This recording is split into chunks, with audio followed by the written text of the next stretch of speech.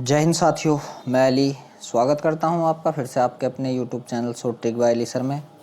हम जो railway group D की परीक्षा आने वाली है उसके तहत जो हमारा यहाँ से जनरल नॉलेज का जो पार्ट था उसे कर रहे थे, मतलब उसके प्रैक्टिस सेट ही आप ऐसे कह दीजिए कि 20-20 क्वेश्चन लगा रहे थे। तो आज फिर मैं आपके सामने हाजिर हुआ हूँ रेलवे ग्रुप डी से रिलेटेड ये 20 क्वेश्चन लेकर। तो वीडियो शुरू करने से पहले अगर आप हमारे चैनल पर पहली बार हैं तो चैनल को सब्सक्राइब कर लें, वीडियो अच्छा लगे तो वीडियो को लाइक और शेयर भी ज़रूर करिए। चलिए चलते हैं। जो हमारा देख लीजिए यहाँ से 61 सवाल से स्टार्ट है 80 सवाल तक। तो जो पहला सवाल है वो आपके सामने स्क्रीन पर है। सवाल है कि अशोक किस राजवंश के राजा थे। अशोक आपको बताना हर्यक, नंद मौर्य, प्रद्योत। आपको बताना है यहाँ से अशोक किस राज्य वंश के राजा थे। तो यहाँ से अगर अशोक की बात की जाए तो अशोक किसके थे? अशोक मौर्य वंश के एक कुशल शासक थे। किसके? मौर्य वंश के। ठीक है, तो यहाँ से आंसर क्या आ चुका है इसका कि अशोक किसके थे? आप बताओगे मौर्य वंश के शासक थे। ठीक है, चलिए अब देखते हैं अगला सवाल है 62वां के जामा मस्जिद का निर्माण किसने किया था? गुरु रामदास, शाहजहां, राव जोधाजी या महात्मा गांधी। तो देख लीजिए यहाँ से तो आप एकदम ही बता दोगे कि जामा मस्जिद का निर्माण जो किया था किसने किया था। तो आप बताओगे ऑप्शन नंबर बी, शाहजहां ने किया था। किसने? ऑप्शन नंबर बी, शाहजहां ने किया था। ठीक है, यह भारत की सबसे बड़ी मस्जिद भी है, इस बात का भी ध्यान रखना है। दिल्ली की जामा मस्जिद की बात चल रही तो यह भारत की सबसे बड़ी मस्जिद भी है। अब देख लीजिए जो 63वें नंबर का सवाल है, 63वां सवाल है कि मराठा साम्राज्य का दूसरा संस्थापक किसे माना जाता है? बालाजी विश्वनाथ को, बालाजी बाजीराव को, बाजीराव फर्स्ट को या माधवराव को। आप बताना कि 63वें सवाल का आंसर क्या होगा। तो देख लीजिए 63वें सवाल की बात की जाए तो इसका आंसर है आपका option number C, Bajirao first.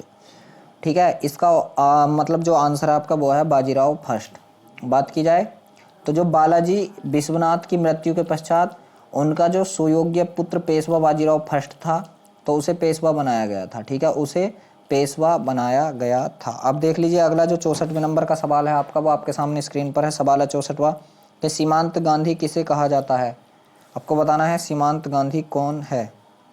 तो Seemant Gandhi option number A, Sheikh Abdullah, Manilal Gandhi, Khan Abdul Ghaffar Khan या गोपाल कृष्ण गोखले। तो आपको 64वें सवाल का आंसर बताना है। तो देख लीजिए इसका ऑप्शन है आपका ऑप्शन नंबर सी, सीमांत गांधी के नाम से कौन प्रसिद्ध थे? खान अब्दुल गफ्फार खान जो थे वो सीमांत गांधी के नाम से प्रसिद्ध थे। ठीक है, और खान अब्दुल गफ्फार खान की अगर बात की जाए तो इन्होंने सत्याग्रह एक जो आंदोलन हुआ था उसमें मतलब जिसका नेतृत्व इन्होंने खुद किया था, खान अब्दुल गफ्फार खान ने। ठीक है, खान अब्दुल गफ्फार खान ने इसका नेतृत्व खुद किया था और इस आंदोलन को खुदाई खिदमतगार के नाम से भी जाना जाता था। ठीक है, किसके नाम से? आप बताओगे खुदाई खिदमतगार। अब जो है अगला सवाल वो आपके सामने स्क्रीन पर है। सवाल है वुड का डिस्पैच किसके बारे में था? आपको बताना है। जो 65वां सवाल है कि वुड का डिस्पैच जो था वो किसके बारे में था। तो एक वैज्ञानिक हुए थे जिनका नाम था चार्ल्स वुड डिस्पैच। ठीक है, तो ये किससे संबंधित था? शिक्षा से संबंधित था। और ये किस सन में आया था? आप बताओगे 1854 में आया था। तो किससे संबंधित था? आप बताओगे ऑप्शन नंबर सी, शिक्षा से संबंधित था। और इसे जो है ना, जो ये आपके पास कौन है, वुड का डिस्पैच, इसे क्या कहा जाता है? तो इसका एक बहुत बढ़िया नाम है, इसे आपको ध्यान रखना है कि भारतीय शिक्षा का मैग्ना कार्टा। ठीक है, वुड के डिस्पैच जो घोषणा पत्र था उसे भारतीय शिक्षा का मैग्ना कार्टा भी कहते हैं। अब देख लीजिए जो 66वें नंबर का सवाल है 66वां यहाँ से कि भारतीय संविधान में स्वतंत्रता, समानता और बंधुता के सिद्धांत कहाँ से लिए गए हैं? फ्रांस से, आयरलैंड से, कनाडा से या आपका अमेरिका से। तो बात की जाए फ्रांस की तो देख लीजिए फ्रांस से क्या क्या लिया गया था। आप बताओगे फ्रांस से हमने स्वतंत्रता, समानता और बंधुता और गणतंत्र की व्यवस्था कहाँ से ली है? फ्रांस से, और यहाँ इसी का जिक्र है। तो आप बताओगे इसका सवाल का आंसर हमारा ऑप्शन नंबर ए। बात कर लेते हैं यही आयरलैंड से हमने क्या लिया। तो आप बताओगे नीति निर्देशक सिद्धांत लिए हैं, राष्ट्रपति का निर्वाचन लिया है, राज्यसभा के सदस्यों का नामांकन आदि, ये हमने कहाँ से लिए हैं? आयरलैंड से लिए हैं। अब अगले नंबर पर है हमारे पास कनाडा। तो हमने कनाडा से क्या क्या लिया? तो आप बताओगे संघीय व्यवस्था ली है, राज्यपालों की नियुक्ति ली है और अवशिष्ट शक्तियां केंद्र के पास, ये हमने कहाँ से ली हैं? आप बताओगे ये ली है हमने कनाडा से। लास्ट आपके पास है अमेरिकी संविधान। तो अमेरिका से क्या लिया हमने? मूल अधिकार लिए हैं, न्यायपालिका की स्वतंत्रता ली है और न्यायिक पुनरावलोकन लिया है। तो इसका आंसर कौन हो गया, आप बताओगे ऑप्शन नंबर ए फ्रांस हो चुका है। अब देख लीजिए जो अगला 67वां सवाल है कि निम्नलिखित में से कौन से विषय संघ सूची के भाग हैं, बैंकिंग, कृषि, पुलिस या सार्वजनिक व्यवस्था। तो आपको बताना है कि यहाँ से जो है संघ सूची, तो देख लीजिए बात कर लें पहले संघ सूची की। तो संघ सूची जो है भारतीय संविधान की जो 7वीं अनुसूची है, ठीक है, केंद्र एवं राज्यों के बीच जो विषय हैं तो उसके तहत 3 सूची बनाई गई थी, संघ सूची, राज्य सूची और समवर्ती सूची। अगर संघ सूची के विषयों में बात करें तो संघ सूची जो होती है, संघ सूची क्या होती है हमारी, जो केंद्र सरकार बनाती है, ठीक है। तो अगर बात की जाए इसके विषय की, तो इसमें वर्तमान में मैंने आपको पिछले टेस्ट में भी बताया था, वर्तमान में 100 विषय हैं और मूलतः 97 विषय थे। तो इसमें क्या क्या आता था आप बताओगे, रक्षा आता है, इसमें बैंकिंग आता है, विदेश मामले आते हैं, मुद्रा आती है, आणविक आती है, आणविक ऊर्जा आती है, मतलब बीमा आता है, संचार है, केंद्र राज्य व्यापार और वाणिज्य है इसमें ही, जनगणना इसमें आती है, लेखा परीक्षा आदि बहुत सारी चीज़ें इसमें ही आती हैं। बात कर ली जाए तो यहाँ से देख लीजिए क्या है, यहाँ हमारे पास कौन आ गया, इनमें बैंकिंग आ गया। क्या आ गया आप बताओगे, ऑप्शन नंबर ए इसका क्या आंसर है हमारा, बैंकिंग इसका सही जवाब है। जबकि अगर बात कर लें जो हमारी कृषि है, पुलिस है और जन स्वास्थ्य है, ये हमारे राज्य सूची के विषय हैं। ये तीनों हमारे किसके, राज्य सूची के विषय हैं। चलिए अब चलते हैं अगले सवाल पर। तो देख लीजिए अगला सवाल कहाँ है, ये रहा 68वां। ये 68वां सवाल है आपका कि निम्नलिखित में से किस राज्य में सर्वप्रथम पंचायत राज अपनाया गया था। आप बताना कौन सा राज्य था, हरियाणा, राजस्थान, मध्य प्रदेश या कर्नाटका। ठीक है, तो 68वें सवाल का आंसर आपको बताना है। तो देख लीजिए 68वें का आंसर है हमारा ऑप्शन नंबर बी, मतलब राजस्थान। बात कब की है, बात है 73वें संविधान संशोधन की। कब हुआ था, 1992 में हुआ था 73वां संविधान संशोधन।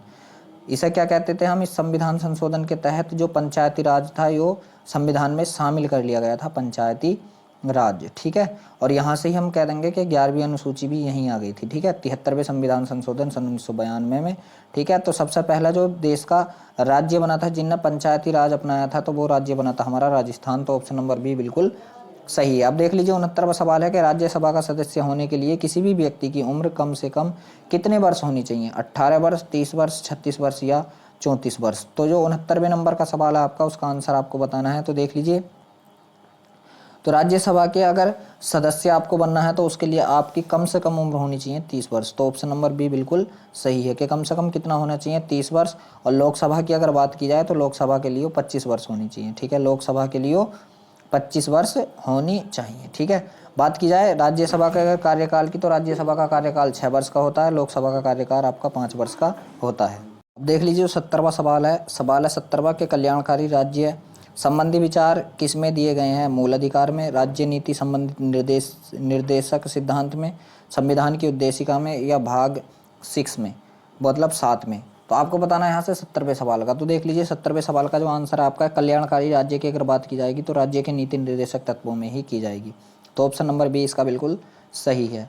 अब देख लीजिए जो 71वां सवाल है आपका, सवाल है 71वां के मानव विकास सूचकांक तैयार कौन करता है, संयुक्त राष्ट्र विकास कार्यक्रम, विश्व व्यापार संगठन, अंतर्राष्ट्रीय मुद्रा कोष या विश्व स्वास्थ्य संगठन। तो मानव विकास सूचकांक कौन तैयार करता है, तो यहाँ से देख लीजिए बात की जाए मानव विकास सूचकांक की, ठीक है, तो मानव विकास सूचकांक जो हमारा तैयार करता है वो करता है हमारा संयुक्त राष्ट्र विकास कार्यक्रम। ऑप्शन नंबर ए इसका बिल्कुल सही है। इसका ऑप्शन नंबर ए बिल्कुल सही है। अगर बात की जाए 2018 के तहत, तो इसमें अभी तक 189 देश हैं और भारत का स्थान 130वें नंबर पर है। बात की जाए कि इस कार्यक्रम में प्रथम नंबर पर कौन है, तो आप बताओगे नॉर्वे जो है प्रथम नंबर पर है। अब देख लीजिए जो 72 नंबर का सवाल है आपका, वो आपके सामने स्क्रीन पर है। सवाल है 72वां यहाँ से कि खालिस्तान अनुपात के अनुसार बैंकों को अपनी जमा राशि का एक अंश रिजर्व बैंक के पास रखना पड़ता है, कौन सा आप बताओगे, साविधिक तरलता, आरक्षित नगद, आरक्षित जमा या करेंसी जमा। आपको यहाँ से बताना है किसे रखना पड़ेगा। तो देख लीजिए जो आपका ऑप्शन नंबर बी है वो बिल्कुल सही है। आरक्षित नगद जो है आपको आरबीआई के पास जमा रखना पड़ता है, ठीक है, आरबीआई के पास ये जमा रखना पड़ता है। 73वां सवाल है आपका कि घूर्णन करने वाली वस्तु पर लगाए गए एक बड़े बल का परिणाम बड़े खालिस्तान में होता है। आपको बताना है द्रव्यमान में, बल आघूर्ण में, घूर्णन की गति में या द्रव्यमान का केंद्र में। आपको बताना है 73वें सवाल का आंसर। तो आप बताओगे 73वें सवाल का आंसर होगा आपका ऑप्शन नंबर बी, बल आघूर्ण में। किसमें आप बताओगे, बल आघूर्ण में। अब देख लीजिए जो 74वां सवाल है आपका कि वायु दाब को मापने के यंत्र को क्या कहते हैं। आपको बताना है एनोमोमीटर, बैरोमीटर, हाइग्रोमीटर या थर्मामीटर। जो वायु दाब होता है उसे मापने के लिए किसका प्रयोग किया जाता है, तो आप बताओगे जो हमारा वायु दाब होता है उसे मापने के लिए हम ऑप्शन नंबर बी बैरोमीटर का इस्तेमाल करते हैं। उसे मापने के लिए किसका इस्तेमाल करते हैं, आप बताओगे बैरोमीटर का इस्तेमाल करते हैं। अगला सवाल देख लीजिए 75वां सवाल है कि निम्नलिखित में से कौन सा एक प्रभावी अग्निशामक है, ऑर्गन, हेलेंस, हेलोजन या हीलियम। आपको बताना है जो आपका 75 नंबर का सवाल है उसका आंसर क्या होगा। तो देख लीजिए इसका जो आंसर होगा आपका ऑप्शन नंबर बी हेलेंस होगा। जो आपका हेलेंस है ये क्या है, इसका आंसर है। हेलेंस एक प्रभावी अग्निशामक है। ठीक है, बात की जाए राष्ट्रीय अग्नि सुरक्षा संघ ने हेलेंस को एक क्लीन एजेंट की संज्ञा दी है। किसकी, एक क्लीन एजेंट की। हेलेंस एक तरल युक्त गैस है जो आग को फैलने से रोकता है। अब देख लीजिए अगला सवाल जो है आपका 76वें नंबर का सवाल है कि निम्नलिखित में से कौन सा विटामिन जल में घुलने वाला विटामिन है। तो देख लीजिए जल में अगर बात की जाए तो कीड़ा जो होता है आपका KEDA कीड़ा। मैंने यहाँ से जब आप जाओगे तो विटामिन की वीडियो डाल रखी है और विटामिन अगर उस वीडियो को आप देख लोगे तो विटामिन से रिलेटेड कोई भी क्वेश्चन आपसे किसी भी परीक्षा का नहीं छूटने वाला। आप जाइए और मेरी वीडियो में जाने के बाद विटामिन देख लीजिए वहाँ से। तो कीड़ा जो है ये बसा में घुल जाता है। ठीक है, तो बच्चे कौन, आप बताओगे बी और सी। जो बच्चे मतलब जल में घुलनशील है तो यहाँ देख लीजिए बी तो है नहीं, सी है। तो सी कौन से ऑप्शन में, ऑप्शन नंबर बी में, यही आपका आंसर होगा। ठीक है, तो जो आपका 76वें नंबर का सवाल है उसका आंसर है आपका ऑप्शन नंबर बी। अब देख लीजिए जो आपका 77वां सवाल है कि मायोपिया आँख का एक दोष होता है जिसे कहा जाता है, इसे कुछ और भी कहा जाता है मायोपिया को। ठीक है, तो मायोपिया को आप क्या कह सकते हैं, तो मायोपिया कह दो या आप कहोगे इसे निकट दृष्टि दोष। तो किस ऑप्शन में है, ऑप्शन नंबर बी। मायोपिया कह दो इसे या निकट दृष्टि दोष कह दो। ठीक है, अच्छा निकट दृष्टि दोष होता क्या है, तो आप कहीं ये मत लगा देना निकट दृष्टि दोष है तो निकट की चीज़ नहीं दिखने की, नहीं, ये उल्टा होता। अगर आपको निकट दृष्टि दोष है तो निकट की चीज़ तो आपको साफ साफ दिखेगी किंतु दूर की चीज़ आपको नहीं दिखाई देती, उल्टा होता है, इस बात का आपको ध्यान रखना। अगला जो 78वां क्वेश्चन है कि रेशम के कीड़े किन पर पलते हैं, तुलसी के पत्तों पर, करी के पत्तों पर, गुलाब के पत्तों पर या मलबेरी मतलब सहतूत के पत्तों पर। तो जो रेशम का कीड़ा होता है ये सहतूत के पत्ते मतलब मलबेरी पर पलते हैं। अब देख लीजिए जो 79 नंबर का सवाल है आपका कि कितने गीगाबाइट एक पेटाबाइट के बराबर होता है। कितने गीगाबाइट एक पेटाबाइट के बराबर होता है। तो देख लीजिए जो आपका अगर बात की जाए एक पेटाबाइट की, तो एक जो आपका पेटाबाइट होता है वो होता है देख लीजिए 1024 गुणा 1024 गीगाबाइट मतलब 1024 के वर्ग में। तो 1024 का वर्ग कहाँ दिख रहा है आपको, ऑप्शन नंबर डी में ही दिख रहा है। अब देख लीजिए जो आपका अगला सवाल है सवाल नंबर 80, वो आपके सामने स्क्रीन पर है। सवाल है आपका 80वां कि दुनिया में सबसे बड़े मुहाने का मैंग्रोव वन कहाँ स्थित है। सुंदरबन का डेल्टा मतलब सुंदरबन राष्ट्रीय उद्यान, नर्मदा देवी और फूलों की घाटी राष्ट्रीय उद्यान, केवलादेव राष्ट्रीय उद्यान या लास्ट है आपका मानस वन्यजीव अभ्यारण्य। तो यहाँ से आपको बताना है कि कौन है। तो यहाँ देख लीजिए जो आपका ऑप्शन नंबर ए है वो बिल्कुल सही है, जो आपका सुंदरबन है। ठीक है, वो दुनिया में अगर बात की जाए सबसे बड़े मुहाने के मैंग्रोव वन या क्षेत्र की, तो जो आपका सुंदरबन राष्ट्रीय उद्यान है उसमें पाया जाता है। और बात की जाए सुंदरबन राष्ट्रीय उद्यान जो ये कहाँ है, तो आप बताओगे भारत में है। और भारत के भी किस राज्य में है, अगर ये बूझ लिया जाए तो भारत के भी पश्चिम बंगाल राज्य के दक्षिणी भाग में मतलब जहाँ गंगा नदी है, गंगा नदी के किनारे पर स्थित है। कहाँ स्थित है आप बताओगे, गंगा नदी के किनारे पर स्थित है। बात की जाए तो यहाँ से आपको ध्यान रखना कि 4 मई सन 1984, कब, 4 मई सन 1984, यह आपको डेट याद रखनी है कि 4 मई 1984। ठीक है, 4 मई 1984 को इसे राष्ट्रीय उद्यान घोषित किया गया था। ठीक है, इसे क्या किया गया था, राष्ट्रीय उद्यान घोषित किया गया था। अगर बात की जाए तो यहाँ मैंग्रोव के वृक्ष हैं और रॉयल बंगाल टाइगर का सबसे बड़ा सुरक्षित क्षेत्र यही माना जाता है। तो देख लीजिए ये जो आपका प्रैक्टिस सेट था ये समाप्त हो चुका है। आपको बताना है कि 20 में से आपके कितने क्वेश्चन सही हुए हैं। वीडियो अच्छा लगा हो तो वीडियो को लाइक करें, शेयर करें। अगर आप हमारे चैनल पर पहली बार आए हैं तो चैनल को सब्सक्राइब भी जरूर करें। धन्यवाद।